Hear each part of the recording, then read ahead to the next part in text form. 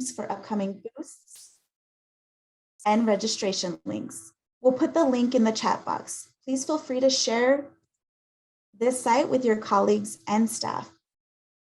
All right, now that housekeeping is out of the way, let's go back to why we're here today. Women reached milestones after the 2020 election, hitting 1/3 of representation across the country. The barriers women have overcome and the value and strength women have added to the legislative institution will be celebrated in next month's event. This month, the United States celebrates Black History Month. I am honored to invite WLN board member, Wisconsin State Representative Sheila Stubbs to share a little bit on why we celebrate Black History Month. Absolutely. Thank you so much, Martha. First, give an honor to God, who is the center of my life. Happy Black History Month. Thank you all so much for being here today. I am honored to have this moment to highlight Black History Month and to bring to your attention everything that makes this month important for everyone in our community. Black History Month was celebrated nationwide since 1976. Black History Month was born out of the efforts of historian Dr. Carter G. Woodson and Jesse E. Moreland to research and to promote Black achievement in the early 1900s, as well as a subsequent nationwide call for racial equality that defined the civil rights area. In addition, we talked a little bit about what moved the civil rights movement of the 1960s. Black History Month is a special time in our country. It is a time to highlight the achievements and the contributions of Black Americans, and it is a time to reflect on the important work that has yet to be done. Black History Month encourages us to celebrate the countless scientific, artistic, economic, entrepreneurial, and intellectual contributions of Black Americans in our community, and to recognize the collective struggle for full citizenship, equality, inclusion, and justice that Black Americans have endured throughout our nation's history. There is no doubt that Black history is American history. Black Americans had to continue to have a key part in the building of this country. According to the National Black Caucus of state legislatures, 319 Black women are currently serving their community as state legislators. This includes a record number of 5 Black women currently serving in the state of Wisconsin. And I am so honored to be the chair of the Wisconsin Legislative Black Caucus. In the state of Wisconsin, we have been busy. We kicked off February 1st in our state capitol with our Governor, Tony Evers, and Lieutenant Governor Barnes, and every one of our Legislative Black Caucus members. As the Wisconsin Legislative Black Caucus, it has been vital for me to educate, to collaborate, and to promote the importance of Black History Month. In fact, just an hour ago, I completed my week on health and wellness. We are leaders. Black women are trailblazers. We are a vital part of state government across the country. As we move through Black History Month, I hope we are all recognizing everything that Black women bring to the table. We must always remember that diversity at the table makes us stronger. That's when Black women succeed. Then remember, we all succeed. I appreciate this opportunity to highlight Black History Month and highlight Black History Month in the state of Wisconsin with all of you. I urge you to seek out your local Black women legislators for collaboration and input. Together, we can make progress a reality. And in closing, in the words of former First Lady Michelle Obama, she once said, and I quote, "There are still many causes worth sacrificing for, so much history yet to be made." God bless you. God bless the state of Wisconsin, and God bless the United States of America. Thank you, Martha. Back in your hands. Representative Stubbs, Thank you so much for that wonderful reminder that diverse representation and inclusion contribute so much to the strength of this country. I'm going to switch gears now a little bit. This monthly boost in particular offers practical training on finding resiliency during challenging times. And CSL's training expert will offer several easy to employ tactics that can build our capacity for perseverance, mental strength, and resiliency in the face of life's challenges. After that, we'll hear from WLN President-elect Kansas Representative Stephanie Clayton. She'll offer us insight into 2022 priorities and ask for your input on future virtual gatherings. Last, we'll close out each monthly boost with an open mic, and we invite members to share stories from their state. Perhaps you'd like to share a legislative priority that your Women's Caucus is working on, or how your state's going to celebrate, or how it's celebrating Black History Month or planning to celebrate Women's History Month. The goal for this portion is to really ensure that we're living up to that network name. All right, let's get started. Please join me in welcoming Kurt Stedrin to the WLN Monthly Boost. Kurt is the director of the Legislative Training Institute at NCSL. He is a West Point graduate who spent 20 years as an award-winning educator and coach. Kurt is also a successful entrepreneur, and his company, New Century Modern, has built over 50 custom homes in the Denver area. Something I hope to learn more about, Kurt. Actually, I didn't know that. Kurt, the floor is yours. All right, thanks, Martha, and welcome everyone. Good afternoon or good morning, depending on where you are sitting across this great nation. Hello, I'm Kurt Stedrin. I'm the director of the Legislative Training Institute, National Conference of State Legislatures, and we're here today to think about, just for a few minutes, this concept of building our resiliency muscles. But before we get into that, very quickly, I might ask you to sort of put this thing away and shut that email down. I think you're going to find out in a few minutes that those are sort of counter to our resiliency skills. And second, grab a little pen and a piece of paper, because at some point I'm going to ask you to do some thinking in writing. So with those two things happening in your world, let's jump right into it. And we'll begin with a parable of resilience. It goes like this. The young student comes up to the Zen master. The Zen master's in his meditative posture and pose with his eyes closed, and the student works up the courage to finally say to the master, says, "Teacher, what is it like to be enlightened?" And for the longest time, the Zen master doesn't say anything, just sits there in that same pose with the eyes closed. And finally, the eyes snap open. He looks the student in the eyes and says, "I eat when I am hungry, and I sleep when I am tired." He shuts his eyes again. The student just sort of sits there, stands there like, what am I supposed to make out of that? Scratching his head. I don't get the lesson in that, and says, "Is that really true? Isn't that what we all do?" And to this, the teacher opens his eyes and fixes him with a steely gaze and says, "Oh, you think so, do you? When you eat, you think of 10,000 things in your mind, worries, anxieties, things that you have to concern yourself with. When you sleep, your dreams bring up all sorts of doomsday scenarios and tragedies in your life." Then he shuts his eyes again and simply says, "When I eat, I just eat. And when I sleep, I just sleep." That is true enlightenment. So here we are today talking about this concept of resiliency in challenging times. Just a quick little Harvard Business Review COVID era stat. So basically the last 24 or so months, 68% of workers, which are your constituents, your staff, your co-legislators, 68% of workers are unable to regulate their attention while they're at work. Their minds constantly drift off to, "I got to handle this. Oh my God, what if this happens? Oh, this doomsday gloom voice, this anxiety self-talk in their head." So 68%, 7 in 10 American workers. So clearly we are not just eating when we eat, and we are not just sleeping when we sleep.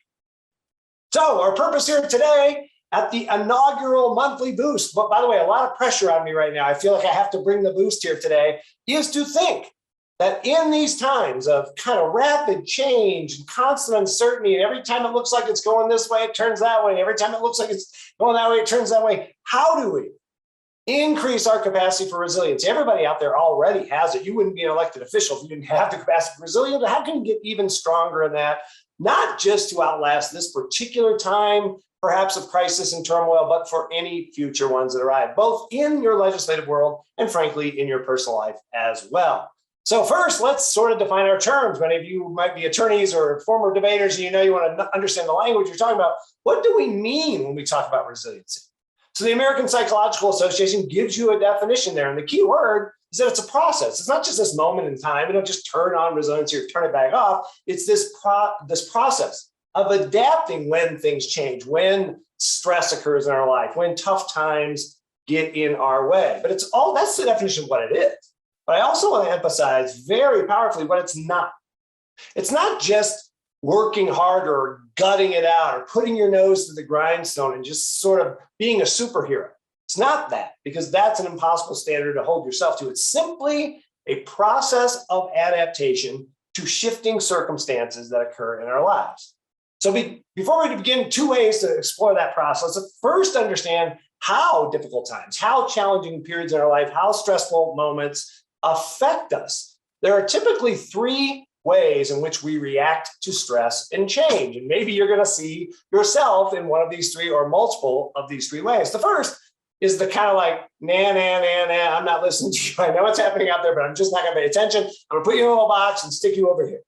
Okay, that's the first way typically people do it. It's one way people do it. And when that happens, when the box gets full enough, then we start to get the second one, which is this sort of the talk that the Zen master talks about, that intrusive self-talk voice in your head that's generally talking about things to worry about, things you have to do, watch out for that kind of anxiety self-talk. And finally, for some people, that all manifests physiologically in their body. They have an elevated heart rate, or they find themselves unable to sleep, or they're irritable or angry all the time. So Martha's going to launch a quick poll to sort of see which of these three is your primary, let's call it just your primary reaction to stress. Maybe you do experience all three of them, but which one is the one that you tend to experience stress through that lens? So here the poll is out. It's like most of we're sneaking up on about 20% of us participating, closing it in half. Get your last couple answers in. We'll wait 30 more seconds for the last few folks. We got sort of a horse race going here. I won't tell you between who. 5, 4, 3, 2, 1. All right, Martha, go ahead and show us what the results were. And there you see it. It was tough. It was a tight race. And actually, all three of them got fair participation, but avoidance and withdrawal. Maybe in the legislative world, you just sort of have to do it that way, right? I just can't deal with this right now. I have to put it over here, and I can drive ahead and get done what I need to get done for my constituents or for the legislature in general. What's important to note, though, about the poll results is that all categories got somebody in them, right? You are not alone. No matter which way you're experiencing stress, other people are experiencing it in that same way in their own lives. So you are not alone. Important thing to keep in mind when we're trying to be resilient.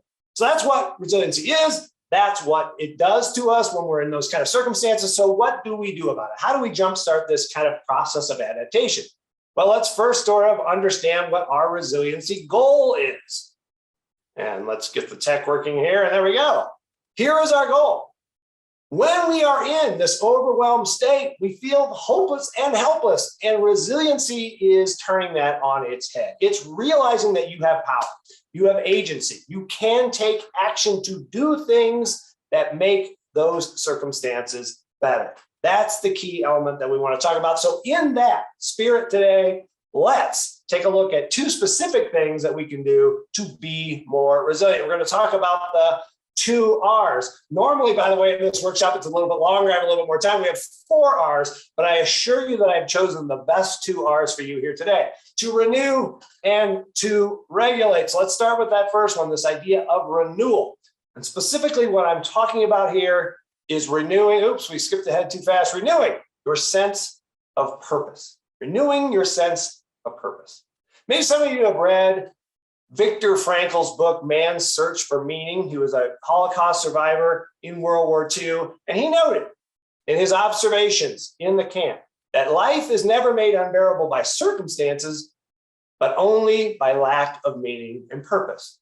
And generally, his observations were that people that kept a sense of purpose, even the smallest little element of their lives, tended to be able to survive those conditions, and those who gave up that sense of purpose or lost it could not survive, generally speaking, right? This has also been ratified in the scientific literature. Interesting Yale study on prisoners of war, those who have been in unbelievably difficult and challenging circumstances. same kind of finding. Those who had any kind of purpose in their life at all tended to do better than those that couldn't find one. One great example, just as a quick aside, I think we can get this in, was this prisoner of war in Vietnam who he was like a contractor, he was a builder, he knew how to build houses. And in his mind, he designed literally room by room, every single feature of a home, how it would be trussed, how it would be wired, how the plumbing would be. And when he survived, he went home and he built that house. Pretty interesting story, right? So reconnecting to your personal purpose, both as a legislator or in your personal life, is a foundational ingredient in your journey toward enhanced resiliency muscles and skills. Because when we're disconnected from our sense of purpose, what the Japanese call our ikigai, then we feel rudderless and lost and unmotivated and lacking in grit. So purpose reconnects us to our sense of power and strength. It's the first step today in our process of adaptation, and we're going to try to reaffirm our own sense of purpose with a short exercise. So grab that little piece of paper and that pen that I told you to grab at the beginning.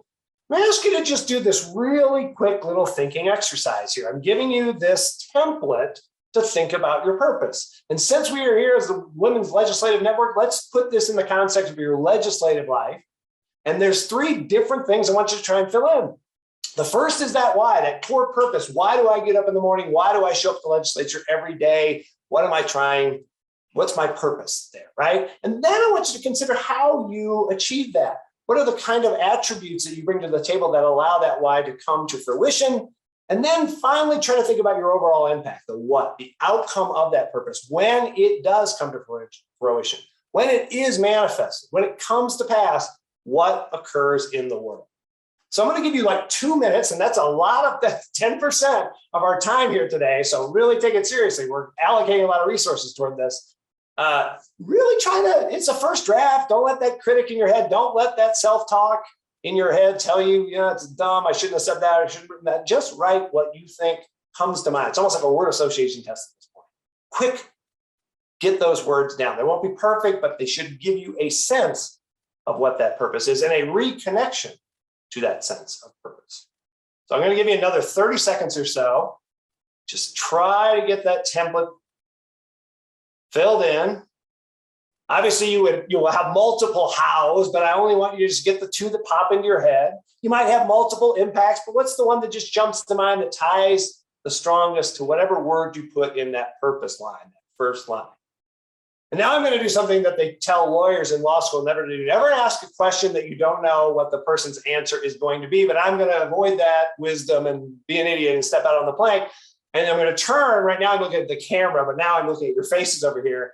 I'm going to turn and ask some brave leader out there to unmute yourself and just share with us, just read with us what you've written down on the page. My purpose is to what? Through blah and blah, X and Y, so that what will occur. I'd just like us all to hear one example from one of you, so that not only are we reconnecting right now to our own individual purpose, but I'm hoping that because of the Venn diagram overlap of all of your lives in the legislature, you're going to hear some words there that resonate with you. And you're going to tap into a sense of shared purpose of this group, which should enhance the resiliency of this group. But it all depends on someone being brave enough to unmute and read their thing. So now I'm going to shut up and wait for that to happen. I'll go. Thank you. Thank you. Woo! I was nervous for a second. Okay, thank you. Well, half a day from the island of Guam. It's about, sorry, I'm a little late. It's about 5:23 a.m. in the morning.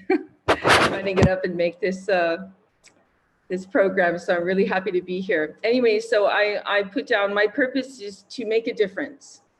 And through being there and engaging on how, and then so that change will occur. Okay, thank you, Senator. Appreciate that. And good morning. Is it good? Are you behind? Are you two ahead of us even? You're a day ahead? It's actually Saturday morning at 3 a.m. Okay, so thank you. Please tell us what the stock market does later on today so we can use that information to benefit this afternoon because you can see the future. So thank you. I hope that you all heard some terms there that I imagine they would all resonate with everyone that is here today. So not only to reaffirm your own sense of purpose, but you reaffirmed a sense of shared purpose of this group. So that's wonderful. That's our first step of our 2 R's in our process of adaptation and building our resiliency. Now let's get to that second one, that second R, which is the regulate. And in this particular case, we're going to talk about how to regulate our emotions. Because we get in these kind of adverse times, difficult times, challenging times, emotional responses creep up in us. And they can get in the way. They can make things worse. And if we can regulate those and rechannel them in a more positive way, we can be more resilient in those tough times. So this sort of step of the process is kind of asking us to change that self-talk that the Zen master referred to earlier, that voice in the head that sort of gets in the way. So how are we going to do that?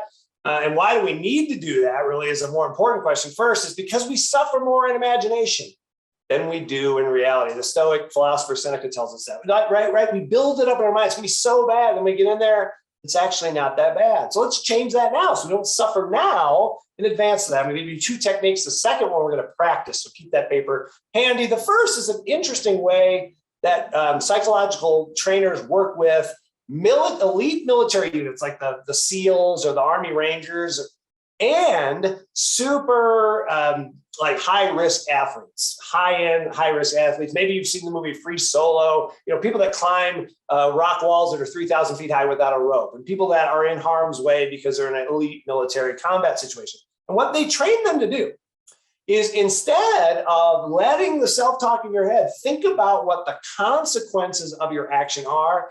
It's to have a laser focus on that next step. That's what we're trying to do. We're trying to regulate that voice in our head.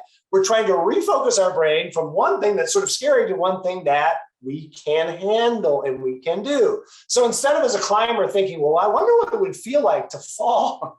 I wonder what it would feel like to hit the ground. You think I have to reach my right hand up and grab that rock right there. And that's all you're focusing on. Or if you're a soldier, instead of thinking, I wonder if I'll get hit by a bullet, or I wonder if I'll step on a landmine, it's overwhelmingly negative talk. It's simply move left 3 feet to that tree, roll twice to my right, reload my weapon. It's a change of focus. Now I'm going to get a little bit philosophical. I think we got 2 more minutes so I can do it. If you think about it, your reality is what you pay attention to. At any given moment, your entire reality is what you're giving your attention to. I'm not giving any attention to that wall behind me. It might as well not exist. I'm only paying attention to you. And that's what this is asking you to do. It's asking you to shift your attention from something that has bad elements to something that is actually positive. Now, let's get to the second technique. You're going to practice this one here in just a second. This practice of converting the why, a response of why, to something that's a little bit more healthy as in good. So it's a changing from a reaction to a moment to a actual thought through response. And so what you're trying to do is when something bad happens, don't go, why did this happen to me? Woe is me. What are the odds? Respond, slow yourself down, think for just a moment and respond with good instead of why. And give yourself some analysis for how that thing could be considered good. Let me give you 2 quick examples. You're at the gym, you get injured. Oh, instead of why did this happen to me? Good. I needed a break from all the constant training that was happening. Or you get the call, my child care center's closed, my kids have to be home with me today. Instead of why is this happening to me? Good. I can spend more quality time with my daughter. What you're doing here is sort of 2 things. One, you're slowing yourself down so you're not reacting. You actually are creating a response, which is better communicated inside your brain. It's healthier to you. And second, you're expressing gratitude. And there's all kinds of scientific research out there that says physiologically, our brain releases all kinds of wonderful chemicals when we express gratitude. So we're going to practice this technique right now in the chat box. So activate your fingers, and we're almost at the finish line here. I want you in the chat box to list some kind of, somebody cut me off in traffic. Before you hit enter, respond with this technique. Good. What's the good thing about that? So all in one post so that they're all together in the chat, go ahead and put in your version of this. And right now we're all expressing collective gratitude. You're going to feel better for the gratitude you express right now, and other people are going to feel gratitude for seeing you express that gratitude. Best example I ever had, by the way, on this while you're thinking of yours, is someone wrote in the chat bar, my 15-year-old dog who's sitting underneath my chair is farting this whole time. Good. I'm sure glad we still have her at 15 years. Great example of converting a why into good. So has anybody got one? I'm going to look at the chat box here and see what we got. Let's see, somebody be a leader and do this exercise. Something that happened. Okay, all right. great. Yeah, instead of being like, wow, I got this fight on my hand, now I have an opportunity to connect, to build a relationship, to make something good come out of that. Thank you. One more. Okay, it's exhausting to pivot in my business. Oh my God, what was me? Why is this happening to me? No, it's good. It has an upside, All right, all this collective gratitude is wonderful. Let me go to the big finale here and sort of wrap things up with our time. There we go. There's what we need. We have these 2 R's, right? To renew the sense of purpose, to regulate those emotions. Resiliency is not, as I said at the outset, a superhero status. In fact, it's simply a superpower, our ability to shift our relationship to the experiences that we are in that we probably have no control over. We do this first by reaffirming our essential purpose and connecting it to the purpose of others. And second, we do it by focusing our attention on things that build us up rather than things that drag us down. So I hope that you found some value today, some boost today in your first inaugural monthly boost meeting. I hope that in these uncertain times, these 2 things can help you make your way through that a little better so that you can reach that status in the end where you simply eat when you are eating and you simply sleep when you are sleeping.